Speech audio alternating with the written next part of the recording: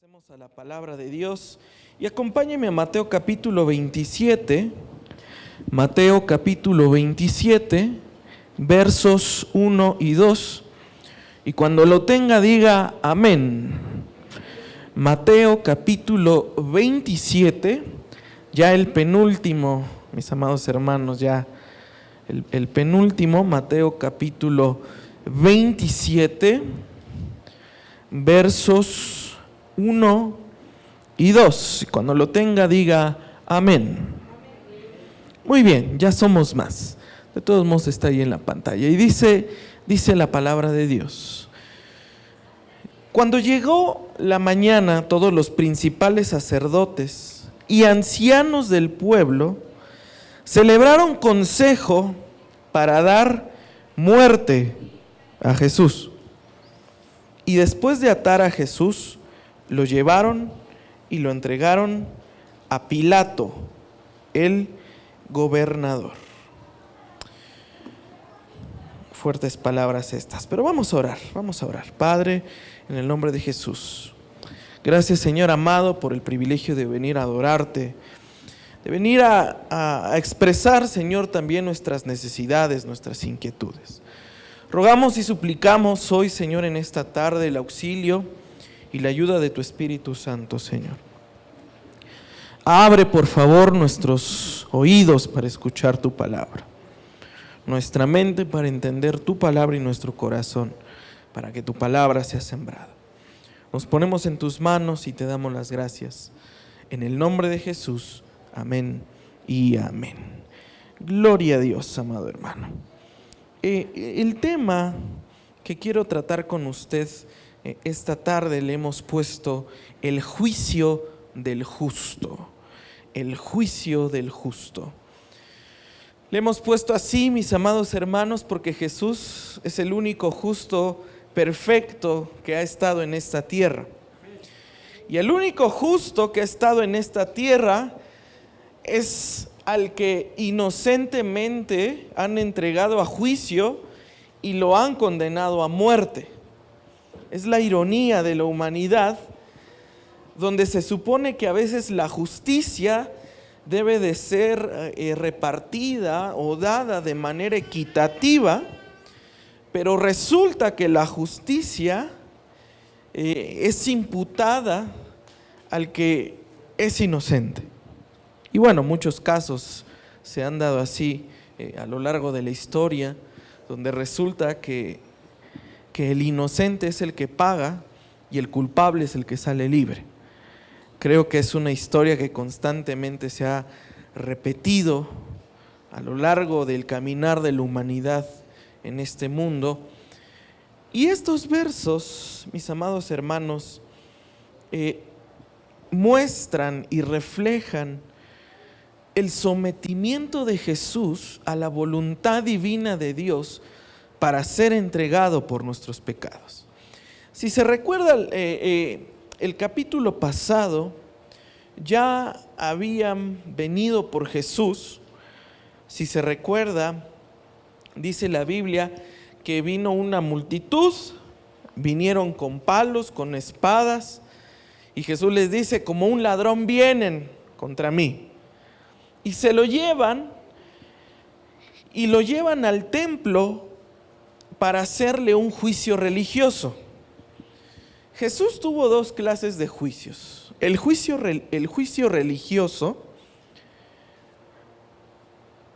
donde los sacerdotes, o el sumo sacerdote, en este caso Caifás, buscaba un argumento para llamar a Jesús hereje.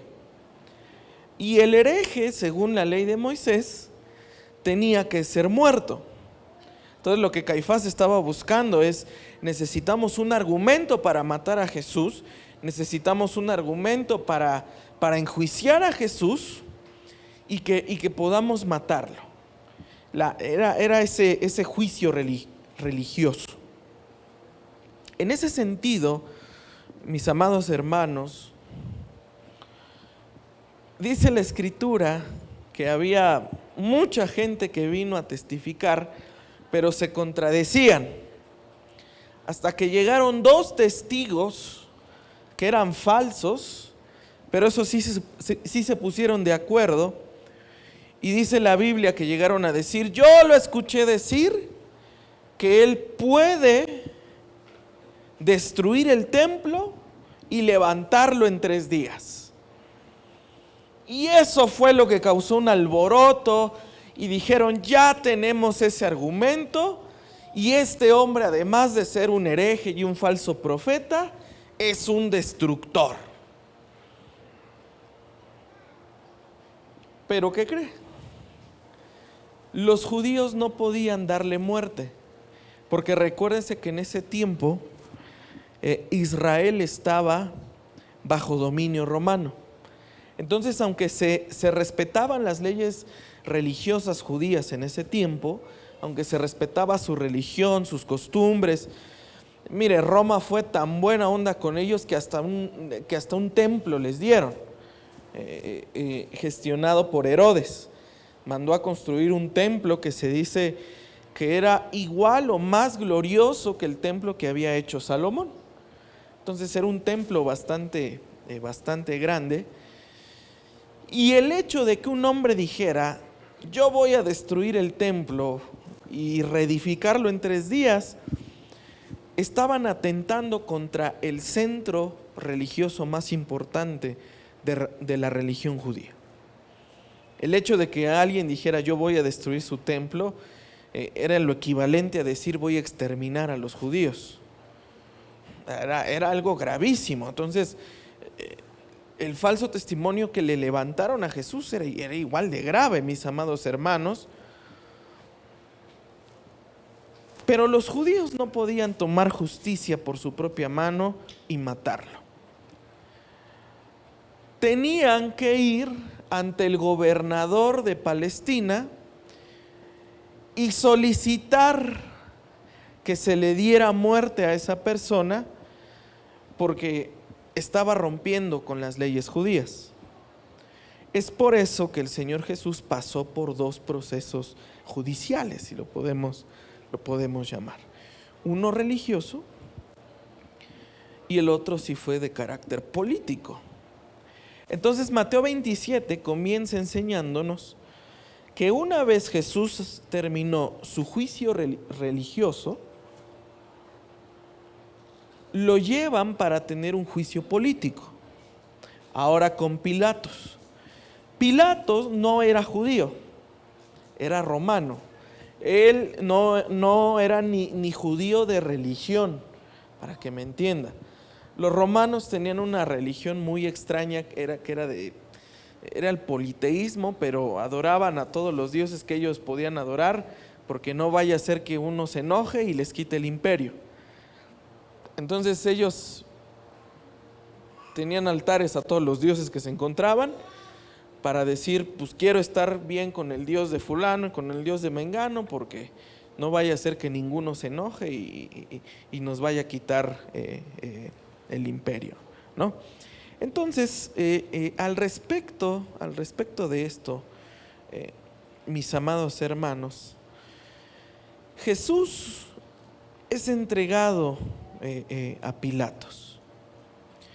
Y aquí empieza, según N.T. Wright, se conecta ya la narrativa global de la redención, es decir, el camino de nuestra salvación era el camino de la muerte de Jesús. Para que usted y yo fuéramos salvos, un justo tenía que ser entregado a muerte. Para que usted y yo fuéramos perdonados, un justo tenía que morir por todos nuestros pecados. Entonces, mis amados hermanos, no es cualquier cosa lo que estamos viendo. Y Mateo 27 hace un paréntesis en el verso 3 y 4, donde regresa con Judas. ¿Sí se acuerda de Judas? Aquel que entregó al Señor. Y dice: entonces Judas, el que lo había entregado, viendo que Jesús había sido condenado, sintió remordimiento. Al menos así dice la versión que acá yo estoy leyendo. Y devolvió las 30 monedas de plata que eran 432 gramos de plata, un poquito menos de medio kilo de plata, a los principales ancianos y dijo: he pecado entregando sangre inocente. Los ancianos contestaron: ¿y a nosotros qué? Allá tú. Eso es tu problema, eso ya no es el mío, dijeron ellos. Aquí podemos ver un contraste muy interesante, mis amados hermanos, entre dos traidores, si lo podemos llamar de esta manera. Obviamente el traidor que nos viene a la mente es Judas, ¿verdad? Pero hubo otro que le dijo: yo voy a estar contigo hasta la muerte, y es más, yo voy a entregarme por ti para que tú no mueras. ¿Sí se acuerda quién dijo eso? Pedro. Pedro fue el que le dijo al Señor: yo siempre voy a estar aquí contigo. A lo que Jesús le responde: mira, Pedro, antes de que cante el gallo o el toque militar, tú ya me habrás negado 3 veces. Y sucedió eso. Dice la Escritura que Pedro lloró amargamente y se arrepintió. Comparado con Judas, dice que tuvo remordimiento. Y aquí está la diferencia entre arrepentirse de su pecado y solo sentirse mal después de pecar. Esa es la diferencia en decir: híjole, sí te causé mucho daño, pero cuando pueda lo voy a volver a hacer. A decir: voy a cambiar mi manera de actuar. No es lo mismo, mis amados hermanos, arrepentirse que tener remordimiento en el corazón. No es lo mismo solo derramar lágrimas de dolor y luego cambiar, y que solo derramar lágrimas para que me perdonen en ese momento. El arrepentimiento conlleva cambio, el remordimiento no. El arrepentimiento exige frutos, el remordimiento no tiene ningún fruto. Esa es la diferencia entre Pedro y Judas, mis amados hermanos. Pedro se arrepintió, reconoció su error y cambió. Pero Judas solamente sintió remordimiento, entrega el dinero y simplemente se va. No se arrepiente de su error. Entonces, mis amados hermanos, esta es la diferencia entre arrepentirse y tener remordimiento. Judas se da cuenta de su traición, pero no busca el perdón de Dios y mucho menos el arrepentimiento que conlleva la salvación. Mire, otra diferencia entre el remordimiento y el arrepentimiento, ¿sabe cuál es? El arrepentimiento va y pide perdón de su error. Va y da la cara. Decir: ¿sabes qué? Me equivoqué. Sí te lastimé, te hice daño, te hice mal. ¿Qué puedo hacer para corregir mi error? El arrepentimiento genera ese valor de dar la cara y decir: perdóname. El remordimiento, ¿sabe algo? El remordimiento nada más se siente mal él solo y nunca dice nada.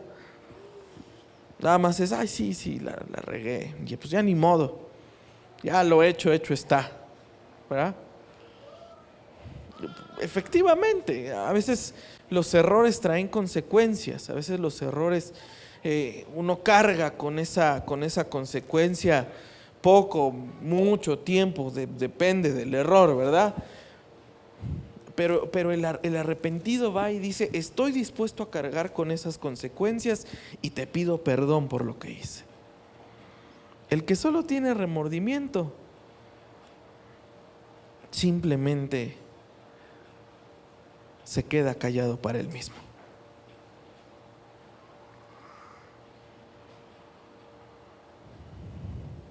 Y la pregunta aquí para nosotros sería, ¿de qué lado estamos?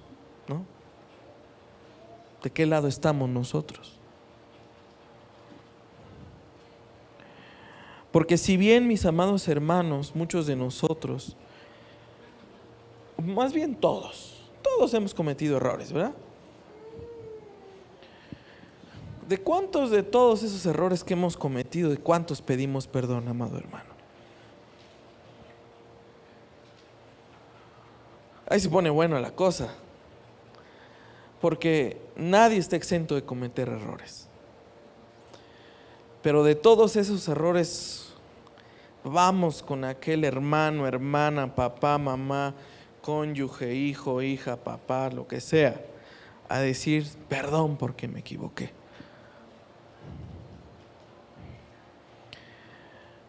Porque esa es la diferencia entre ser Judas y ser Pedro. Los dos cometen errores y grandes, pero la diferencia es quién va a pedir perdón.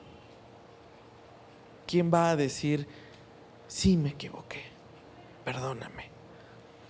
Es que el otro no me va a perdonar. Ese no es su problema de usted.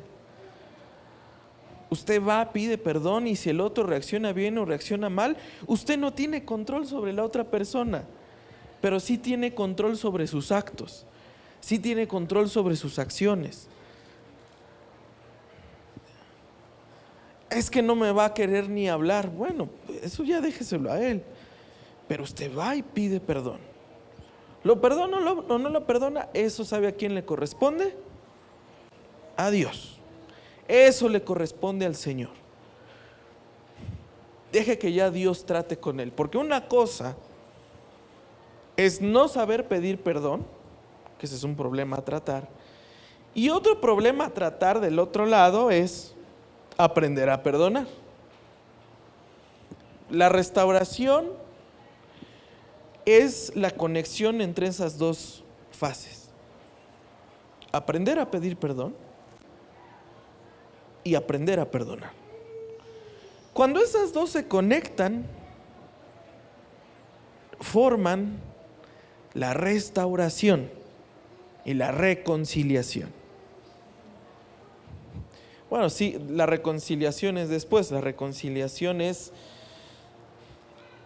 el llegar a un estado de convivencia sana con la parte afectada, o el volver a tener un vínculo de confianza con la parte afectada. Ahí es ya cuando ya nos reconciliamos. Es por eso en varias jurisprudencias la conciliación es, a ver, vamos a ponernos de acuerdo y vamos a llevarnos bien. Cuando eso se rompe, se necesita una reconciliación, que es restaurar esa relación de confianza que antes había. Pero pues alguien tiene que empezar, y es pidiendo perdón. Pidiendo perdón, mis amados hermanos. Cuando usted aprende a pedir perdón, el Señor lo bendice. Cuando usted aprende a perdonar, el Señor lo bendice también.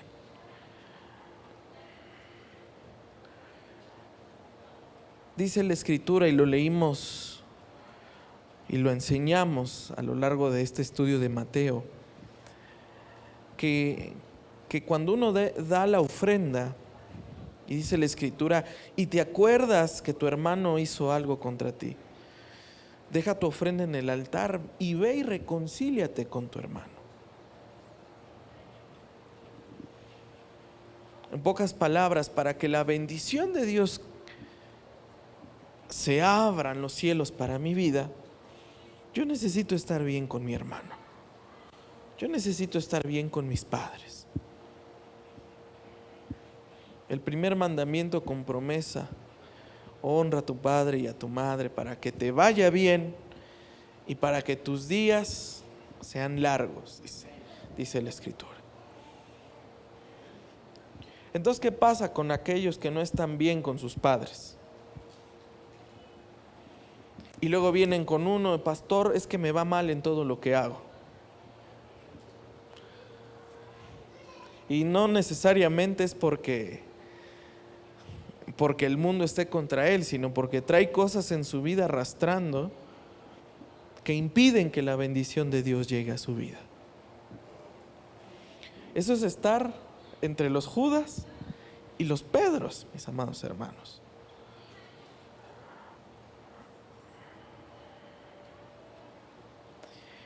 Y mire qué cosa tan más fuerte sucede después. Versos del 5 al 10. Dice la palabra de Dios. Y arrojando las monedas de plata en el santuario, Judas se marchó y fue y se ahorcó. ¿Qué cosas? Y los principales sacerdotes tomaron las monedas de plata y dijeron: no es lícito ponerlas en el tesoro del templo, puesto que es precio de sangre. Y después de discutirlo, compraron con ellas el campo del alfarero para sepultura de los extranjeros. Fíjese, hicieron negocio con eso. Pues vamos a poner un panteón, ¿no? Por eso ese campo se ha llamado campo de sangre hasta hoy. Entonces se cumplió lo anunciado por medio del profeta Jeremías cuando dijo: y tomaron las 30 monedas de plata, el precio de aquel cuyo precio había sido fijado por los israelitas, y las dieron por el campo del alfarero, como el Señor me había ordenado. Hay otro evangelio que es todavía más detallado, más detallista en cuanto al relato del suicidio de Judas. Dice la Escritura que después de que se ahorcó, ya estaba ahí colgado, se rompió ahí donde se colgó y cayó de tal manera que se reventó y dice que las entrañas se le salieron. Ya eso es algo bastante gráfico y bastante fuerte. Mire, amado hermano,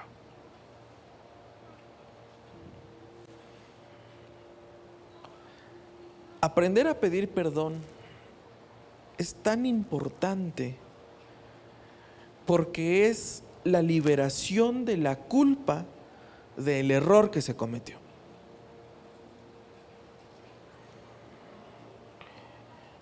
Y el problema de Judas es que no fue a pedir perdón. Cargó con la culpa y la misma culpa lo llevó a su propia muerte.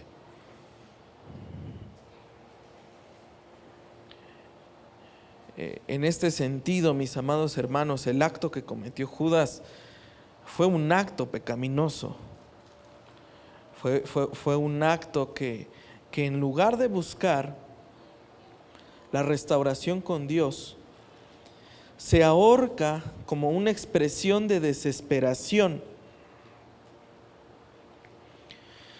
Un teólogo tocayo mío llamado Joaquín Jeremías, un teólogo alemán del siglo pasado, decía: el suicidio de Judas es la culminación de su falta de fe en la misericordia de Dios, marcando un contraste con el arrepentimiento de Pedro, quien sí busca perdón.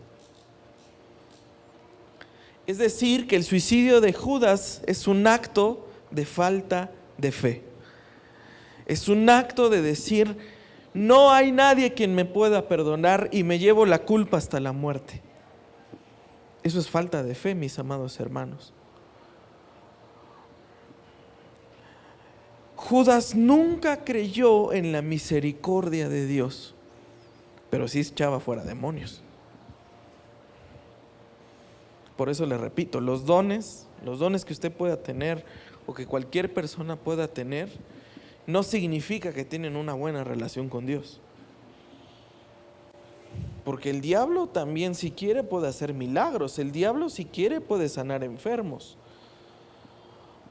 Quien hace milagros no necesariamente tiene a Dios en su vida. Quien tiene a Dios en su vida apela a la misericordia de Dios. Quien tiene a Dios en su vida busca el perdón de Dios y se restaura con Dios y vive una vida plena en Cristo. Pero Judas nunca pudo entender eso. Judas esperaba al Cristo militar, al que derrotaba a los romanos, al que tomaba Jerusalén para sí mismo y al que derrotaba a todos los enemigos de alrededor y con mano de hierro gobernaba. Ese era el Cristo que Judas esperaba. Sin embargo, el Cristo que llegó, decía el doctor Sergio Noriega, Judas esperaba al Ben David o al hijo de David, es decir, al militar, al conquistador. Pero resulta que vino el Ben José o el hijo de José, el restaurador, el misericordioso, el que busca reunirse con sus hermanos, el que busca tener su casa en paz, el que busca restaurarse con su familia, con sus padres. Ese es el Cristo que vino. Ya el conquistador vendrá en la escatología. Y ahí sí dice la Biblia, mis amados hermanos, ahí ya no va a ser opcional. Toda rodilla se doblará. Ahí ya no habrá opción de si quieres o no quieres. No quieres, al infierno. De ahí ya no hay más opción. Pero Judas no supo valorar al Cristo de misericordia. No supo valorar al Cristo de amor, al Cristo de fe. Mire, aunque Pedro no vio más a Jesús hasta después de resucitado, él fue y pidió perdón y se sintió perdonado. Imagínense Pedro, mis amados hermanos, 3 días sin ver el rostro de Jesús y decirle: Jesús, perdóname. Mire, ¿sabe algo? Una de las cosas que más se atienden en consejería, y también en los psicólogos lo atienden mucho, es el hecho de no haber alcanzado a un familiar o a una persona que ya partió y que uno ya no alcanzó a ver. Ese es un evento que los psicólogos en consejería bíblica se atiende mucho. Me ha tocado algunos, es que no alcancé a mi papá y ya se me murió y nunca pude arreglar las cosas con él. Es que se me fue mi tío, mi abuelita, mi hermano, mi amigo, lo que sea. Y ya no tuve tiempo de llegar con él y pedirle perdón. Siempre les digo, pero Dios es el que perdona.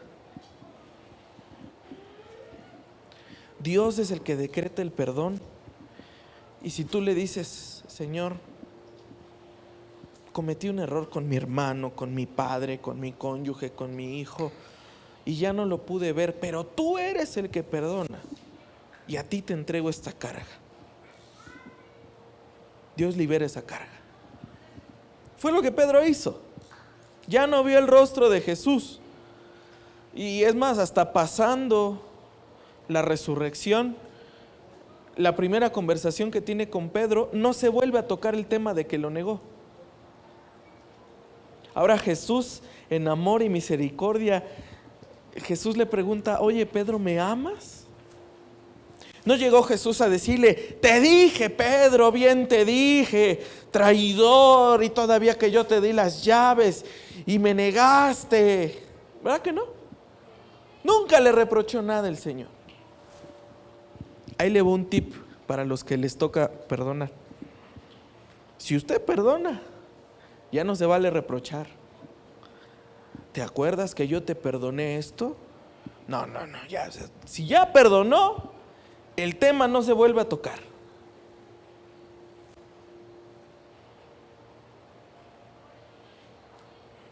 Fue lo que Jesús hizo con Pedro. En amor, en misericordia.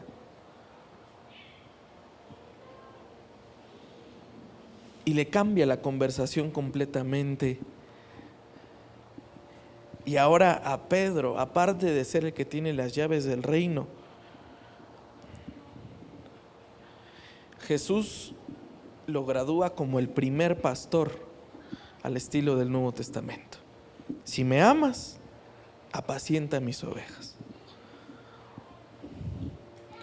Es algo bien curioso porque primero lo reconoce como apóstol,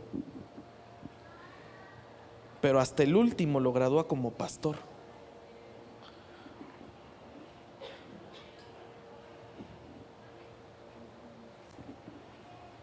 Mientras el otro que se ahorcó no pudo tener la suficiente fe en decir: Dios me puede perdonar hasta lo más grande que he cometido. ¿Sabe quién también entendió eso o aprendió a entender eso? Pablo. Pablo no mató nada más a uno, mató a muchos. Pero supo agarrarse de la misericordia de Dios y predicar y escribir tanto como la vida le dio acerca del amor y de la gracia de Dios. Porque fue lo que Pablo recibió y era lo que Pablo predicaba. Amén. Versos del 11 al 14 dice la palabra de Dios. Regresamos con Jesús y dice: Jesús fue llevado delante del gobernador y éste lo interrogó. Estamos hablando ya con Pilato. ¿Eres tú el rey de los judíos? Tú lo dices, le contestó Jesús. Al ser acusado por los principales sacerdotes y los ancianos, nada respondió. Entonces Pilato le dijo: ¿no oyes cuántas cosas testifican de ti? Jesús no le respondió ni una sola pregunta, por lo que el gobernador estaba muy asombrado. ¿Sabe algo, mis amados hermanos? El silencio de Jesús vuelve a reflejar la confianza que Jesús tenía en la voluntad de Dios y el cumplimiento de esa profecía en Isaías 53:7, que dice que el siervo no abrió su boca. Mire, cuando Dios da una promesa, cuando Dios ya tiene marcada su voluntad, hay momentos en la vida, en los momentos de difamación, en los momentos donde la gente habla mentiras sobre usted, en los momentos donde le levantan falsos, ¿sabe algo? A veces es bueno quedarse callado. No porque esté otorgando, ahí sí ese dicho todavía no le hallo toda la sabiduría que dice tener, pero no es porque esté otorgando, sino porque la voluntad de Dios es más que cualquier palabra que se pueda proferir. Y ¿sabe algo? A veces nos hace falta eso,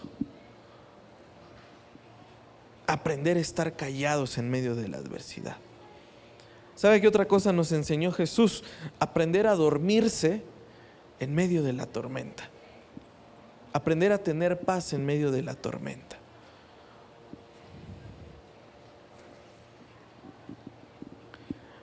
Hay momentos donde sí vale la pena hablar, pero hay otros momentos, mis amados hermanos, donde es mejor quedarse callado. Le paso otro tip de consejería que he aprendido. En la consejería, mis amados hermanos, y mire, la consejería no necesariamente es de psicólogos, de ministros. Usted es consejero de sus hijos. Eso espero. Usted es consejero de su cónyuge. Eso espero también, ¿verdad? O sea, si su cónyuge tiene un problema, en teoría debe ir con su marido, con su mujer, y no andar buscando voces de otro lado.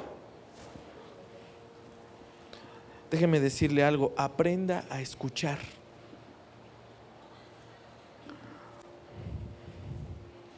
Dicen los expertos en todo esto, en una sesión de consejería, el 85% de la sesión tiene que hablar el que busca el consejo.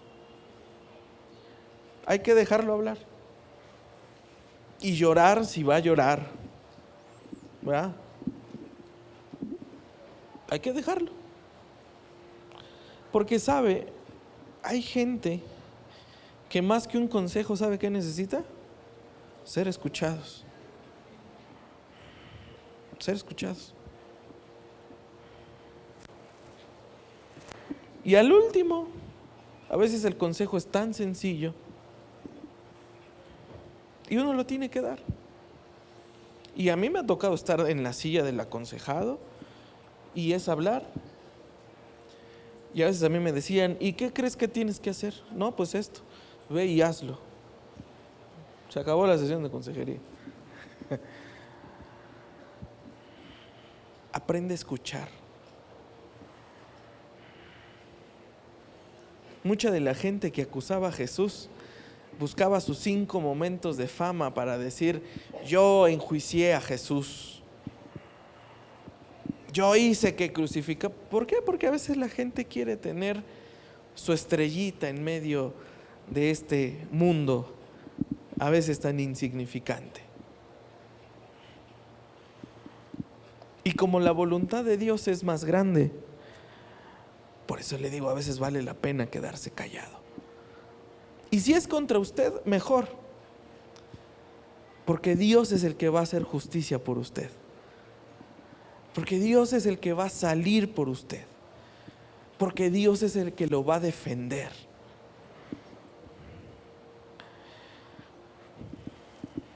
Miren, no se lo deseo a nadie, pero ¿sabe algo? Cuando hay un problema legal, ¿a poco es el acusado el que se está defendiendo? ¿Verdad que no? ¿Quién es el que está hablando? El abogado. Deje que Jesús sea su abogado, amado hermano. Deje que Jesús hable por usted. Deje que Jesús lo defienda. Porque por eso fue a morir a la cruz, para tener argumentos contra el diablo, el acusador, y dejarlo callado al diablo. Eso no le toca a usted, amado hermano.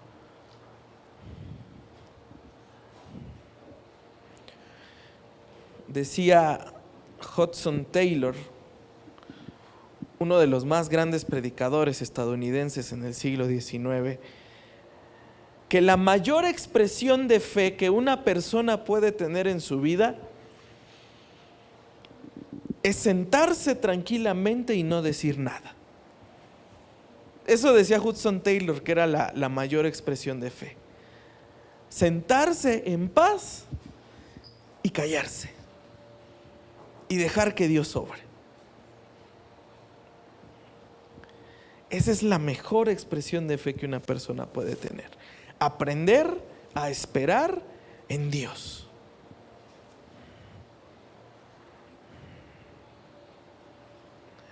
Por eso decimos, amado hermano, que ser como Jesús, ser como Jesús es tener las actitudes que Jesús tenía. Y nos encanta cuando Jesús dejaba callados a los fariseos y dejaba callados a los escribas. Pero en los momentos difíciles, Jesús se quedaba callado, porque era la voluntad de su Padre la que iba a actuar. Cuando nos tenemos que quedar callados es cuando la voluntad de Dios tiene que actuar en nuestra vida.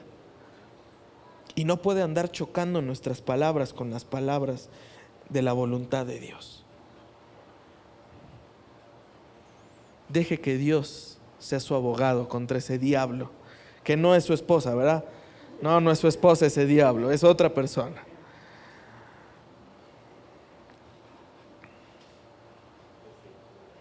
Versos del 15 al 19, mis amados hermanos.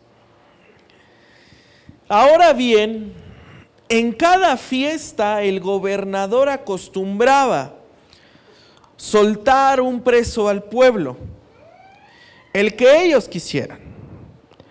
Tenían entonces un preso famoso llamado Barrabás, por lo cual, cuando ellos se reunieron, Pilato les dijo: ¿a quién quieren que suelte?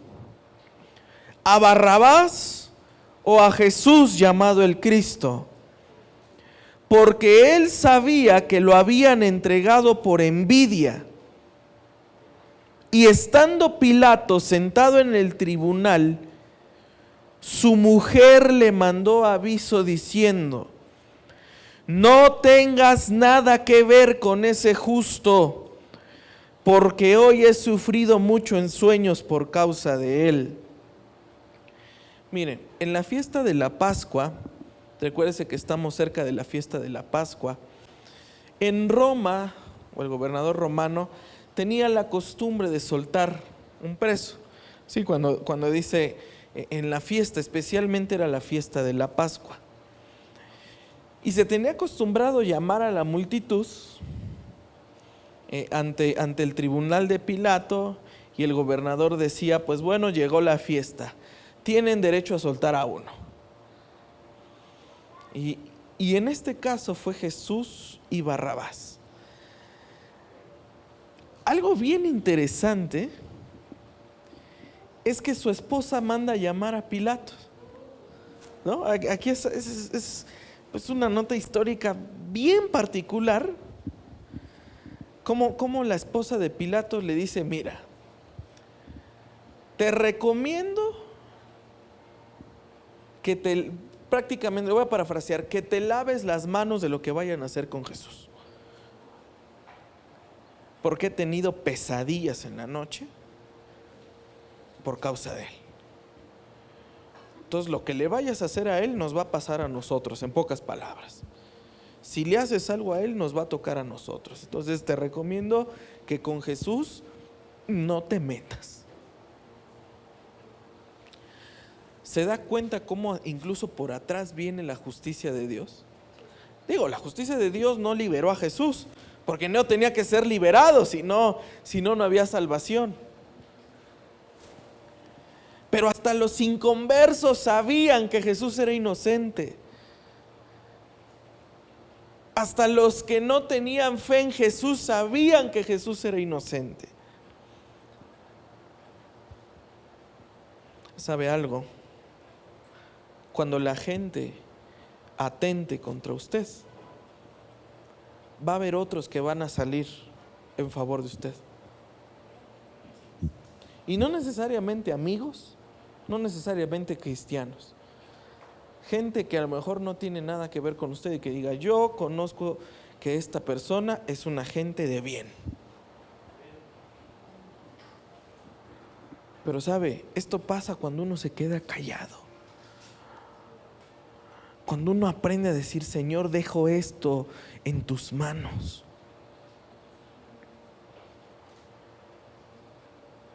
Pilato llamó a Jesús junto con Barrabás. ¿Sabe por qué lo hizo Pilato? Porque Pilato pensó que la gente iba a tener la suficiente sabiduría para liberar a un inocente. Y aquí entramos en un tema que nos va a incomodar mucho. Y es que a veces la democracia no tiene sabiduría. No me estoy metiendo en temas políticos. Simplemente lo que le estoy diciendo es que cuando muchos escogen, como que no aprenden a escoger bien.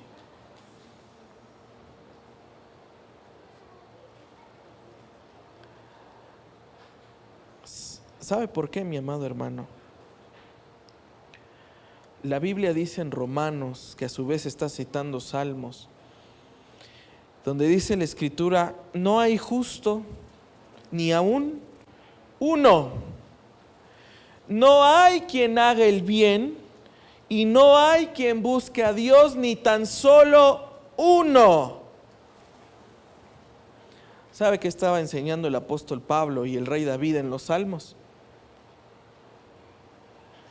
que a la persona, cuando tú le das a escoger entre el bien y el mal, nunca va a escoger el bien. No lo va a escoger. Porque su naturaleza humana es una naturaleza pecaminosa. Y una naturaleza pecaminosa no tiene la capacidad de escoger el bien.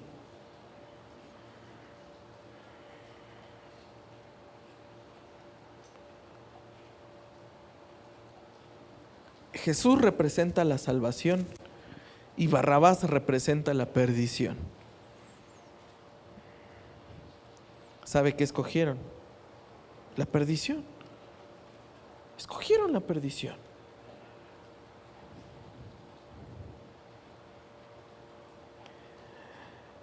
Mire, amado hermano, dice de los versos 20 al 23. Pero los principales sacerdotes y ancianos persuadieron a las multitudes. Esto casi no pasa en la política, ¿verdad? Persuadieron a las multitudes, fíjese desde cuándo es esto, que pidieran a Barrabás y que dieran muerte a Jesús. El gobernador les preguntó de nuevo: ¿a cuál quieren que suelte? Ellos respondieron: a Barrabás. Pilato les dijo: ¿qué haré entonces con Jesús llamado el Cristo? Y todos como borregos: sea crucificado, dijeron. Y Pilato preguntó: ¿por qué? ¿Qué mal ha hecho? Pero ellos gritaban aún más: sea crucificado. No contestaron la pregunta, ¿verdad? Oiga, ¿por qué por fulano de tal? Pues porque sí. ¿Por qué? Porque sí. Le repito, este sí es un tema incómodo, ¿verdad? Este tema no lo voy a tocar el 15 de septiembre, acuérdese. Ni política, ni religión, ni fútbol. ¿Sí? Bueno, ya si es como yo, pues tóquelos, ¿verdad? Pero aquí le repito la pregunta. Si la humanidad realmente supiera qué le hace bien, esto hubiese sido el ejemplo perfecto de que hubieran escogido liberar a Jesús. Pero aquí se demuestra, mi amado hermano, que justos nada más hay uno, y a ese fue al que condenaron.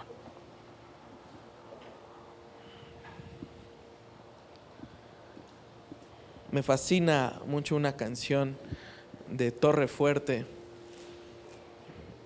Los jóvenes no van a entender de quién estoy hablando, ¿verdad? Yo porque yo me veo joven, pero yo soy de los 60s. Y hay una parte en el disco Tú por mí, hay una canción que se llama Buscadme. Y hay una frase del estribillo donde dice: yo también gritaba, crucifíquenle. Y Jesús me dijo: yo no escuché nada. Al respecto de eso, mis amados hermanos, el perdón es para todos. Incluso para la multitud que dijo que sea crucificado, incluso para los sacerdotes que dijeron: ustedes digan que lo maten. Para ellos también está el perdón. Para ellos también está la gracia y la misericordia. Pero ¿sabe algo? Para la salvación, Dios es quien toma la iniciativa, no nosotros. Dios es el que acude a buscarnos, no nosotros a Él. Porque si no, la oveja se hubiera regresado a buscar al redil, pero no fue así. El pastor tuvo que salir a buscar la oveja perdida. La multitud hubiese escogido liberar a Jesús. La gente hubiera dicho: no, creo que estamos matando a alguien inocente, entonces que lo liberen. Pero no, porque la humanidad no tiene la capacidad de escoger el bien. Y eso es lo que los reformadores le llaman la depravación total, que es decir, que el humano o el hombre está muerto en sus delitos y pecados hasta que viene la asistencia del Espíritu Santo, y solo hasta ese entonces tiene la capacidad de responder positivamente al Evangelio.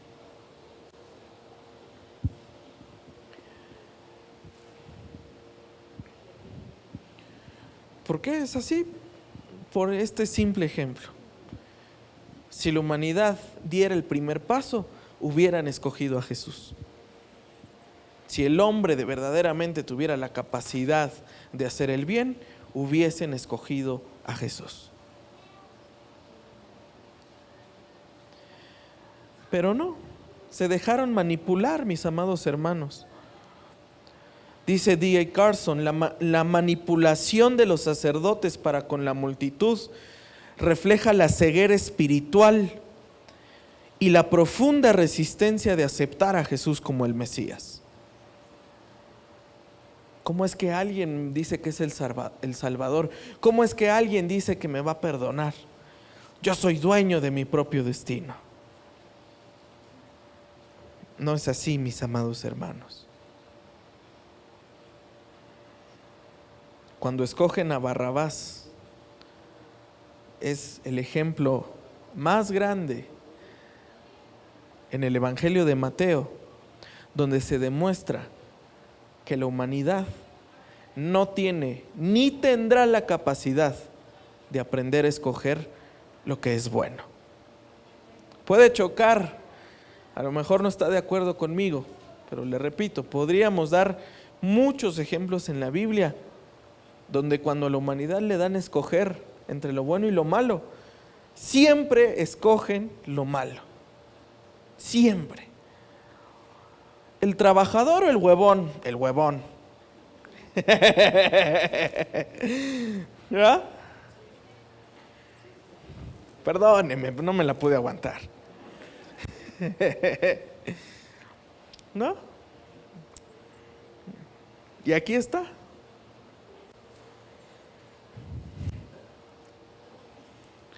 ¿La escuela o la fiesta? La fiesta. Y así podemos dar muchos ejemplos, hermano. Versos del 24 al 26. Viendo Pilato que no conseguía nada, fíjese, Pilato quería liberar a Jesús. Pilato quería soltar a Jesús y dice, no conseguía nada, sino que más bien se estaba formando un tumulto. Tomó agua y se lavó las manos delante de la multitud diciendo, yo soy inocente de la sangre de este justo. Allá ustedes. Todo el pueblo le contestó, fíjese, caiga su sangre sobre nosotros y sobre nuestros hijos. Ahora se explica lo que pasó en la Segunda Guerra Mundial. ¿Por qué contra ellos? Ellos solo se condenaron. Ellos solo se echaron la maldición, nadie les dijo nada, Jesús no les dijo nada, Dios no les dijo nada. Ellos mismos dijeron, nosotros cargamos y podemos con su sangre, y de una vez a nuestros hijos también que les toque esa maldición. Qué falta de responsabilidad de la gente. ¿Sabe algo? Si usted es padre, déjeme decirle una cosa, tenga cuidado con las decisiones que usted toma como padre. Porque no nada más las decisiones que usted toma lo van a afectar a usted. Y más si son decisiones importantes, afectan a sus hijos. Pero es que son mis decisiones, nada más mías. No. Si toma usted una decisión importante ahora, esa decisión también sus hijos pueden arrastrar con esa consecuencia. Y esto va a cualquier ámbito. Cualquier ámbito. Le voy a poner, mire, vamos a hablar hasta del ámbito político. Yo ni había nacido cuando fue el tema del Fobaproa. ¿Va que sí? Bueno, los que me conocen, yo no había nacido. Mi corazón a lo mejor sí en el Señor, pero yo ni voté por ellos, ni estuve en ese entonces, ni nada. Y sin embargo, traigo la deuda de una decisión que se tomó hace más de 30 años. Y yo no había nacido, ¿no? De las decisiones que se tomen hoy, en 20, 30 años, espero que nuestros hijos no carguen con malas decisiones que nosotros hemos tomado. En cualquier ámbito, hermano. Político, financiero, familiar, sentimental, de lo que sea. Porque Israel solito se condenó con los dichos de su boca.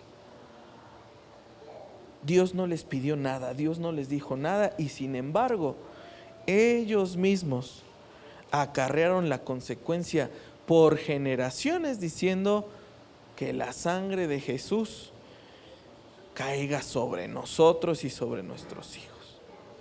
Y no precisamente las bendiciones de la sangre de Jesús, sino el hecho de haberlo matado. Y es impresionante, amado hermano, cómo hasta el inconverso de Pilato entendió que Jesús era inocente. Pero la necedad del corazón humano empuja a otros a coaccionar en pecado. Déjeme decirle una cosa. No coaccione a sus hijos a pecar. No coaccione a su familia a pecar. No coaccione a nadie, amado hermano. Por eso Jesús dijo, si hacen caer a uno de estos pequeños, mejor que se ate una piedra en el pescuezo y que se eche al mar. Bueno, no dice así, ¿verdad? Pero algo parecido dice.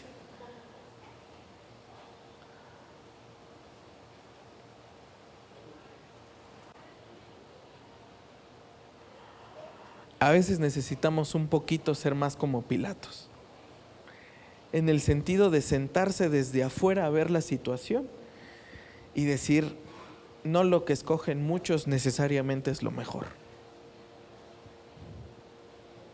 A veces ir contracorriente es mejor. A veces ir en contra de las ideas de los demás es mejor. No me van a escuchar, no importa. No importa. Pero que sea la voluntad de Dios la que se haga y no ser yo un estorbo para la voluntad de Dios. No ser yo un estorbo para lo que Dios quiera hacer en mi vida, en la vida de mi familia y en la vida de los demás. Porque el juicio del justo fue para favorecerme a mí. Y prefiero, amado hermano, que la sangre de Jesús me limpie a decir que esa sangre sea la que me condene. Amén. Póngase de pie.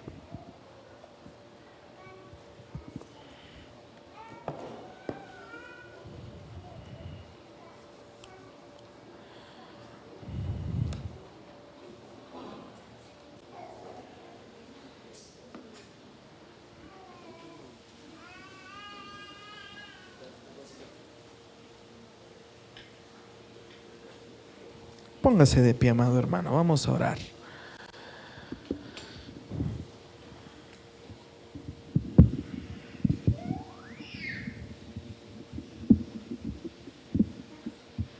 Vamos a orar, amado hermano. Cierre sus ojos un momento.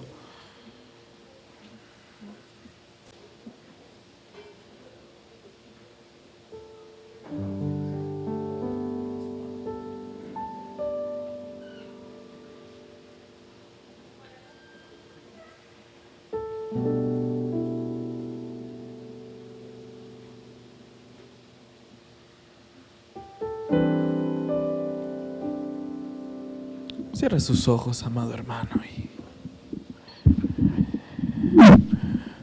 y Y dígale: Señor, perdóname si a lo largo de mi vida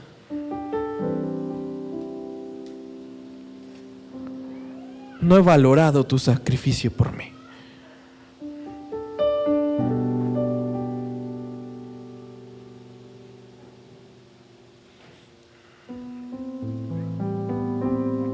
Perdóname, Señor amado,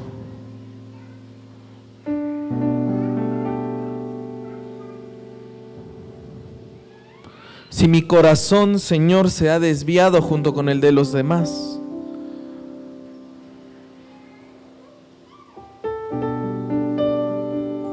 Si me he ido con la multitud, Señor, en lugar de verte a ti.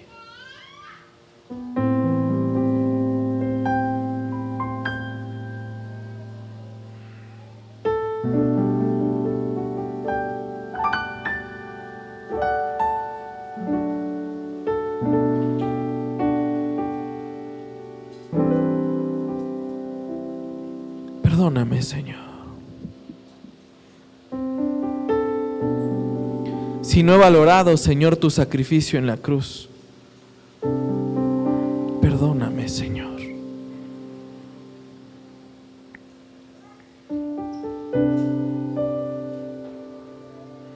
Aprovecha este momento, amado hermano.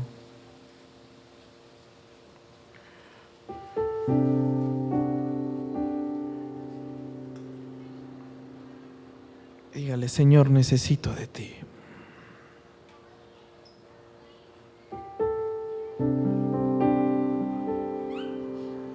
Porque tú me perdonaste, Señor. Tú me amaste primero, Señor.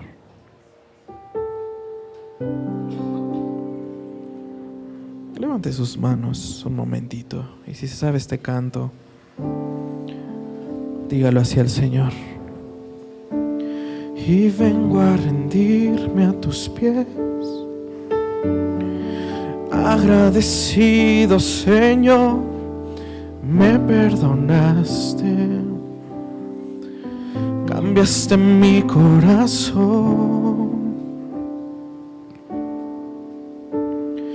tu vida diste por mí,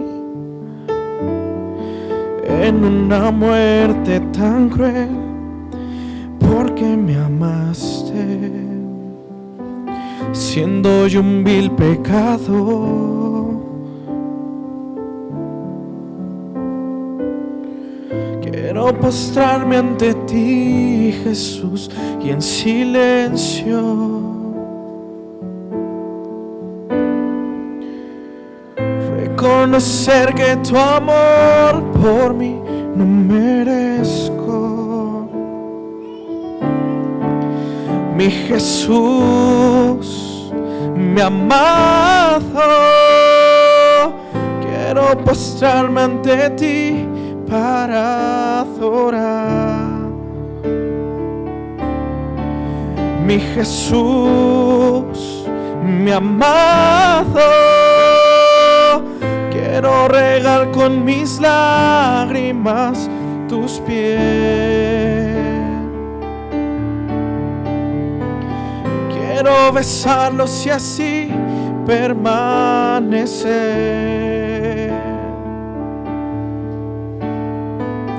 y derramar ante ti todo.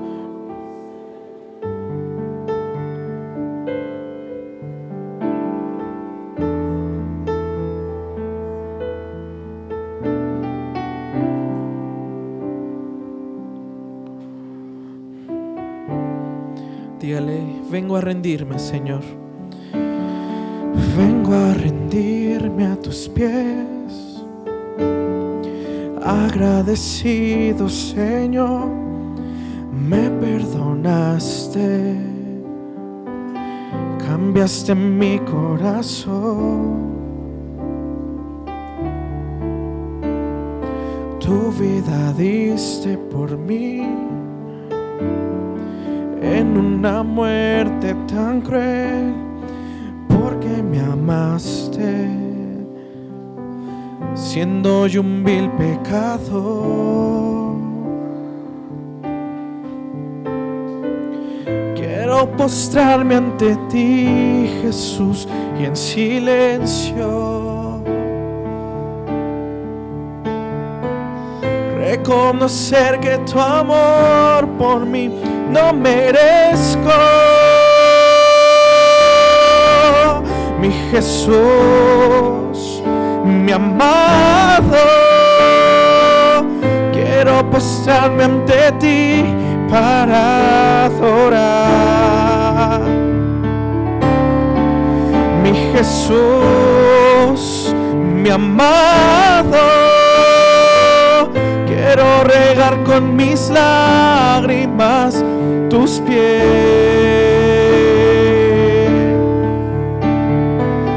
Quiero besarlos y así permanecer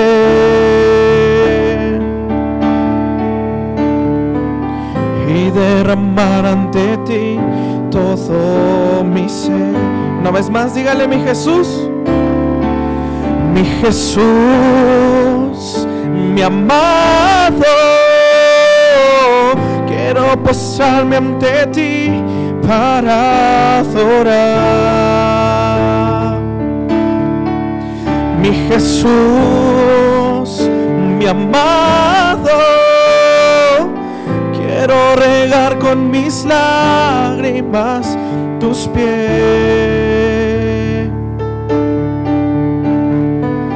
Quiero besarlos y así permanecer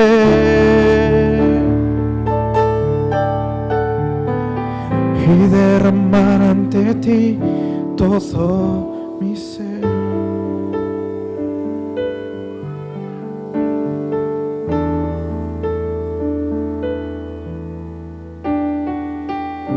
Señor, gracias, Señor amado, por tu palabra.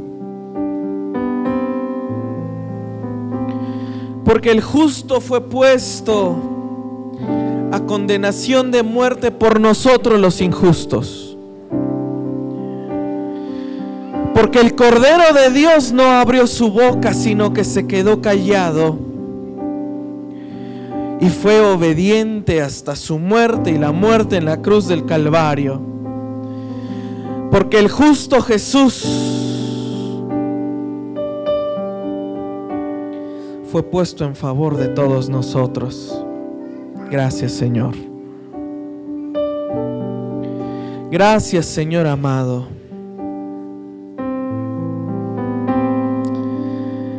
Señor, gracias. No hay palabras, Señor. No hay palabras, Señor amado. Mi Jesús, mi amado, quiero postrarme ante ti para adorar. Mi Jesús, mi amado, quiero regar con mis lágrimas tus pies. Quiero besarlos y así permanecer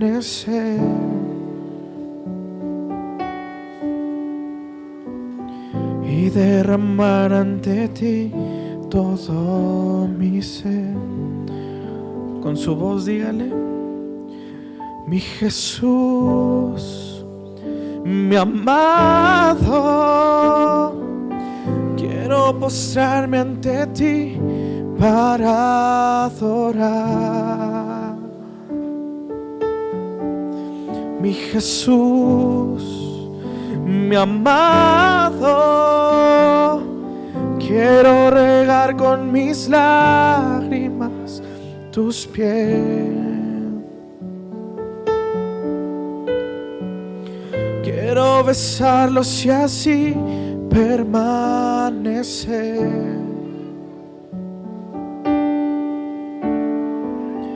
y derramar ante ti todo mi ser. Aquel que le derrama todo su ser al Señor, que le dé un aplauso al que es digno.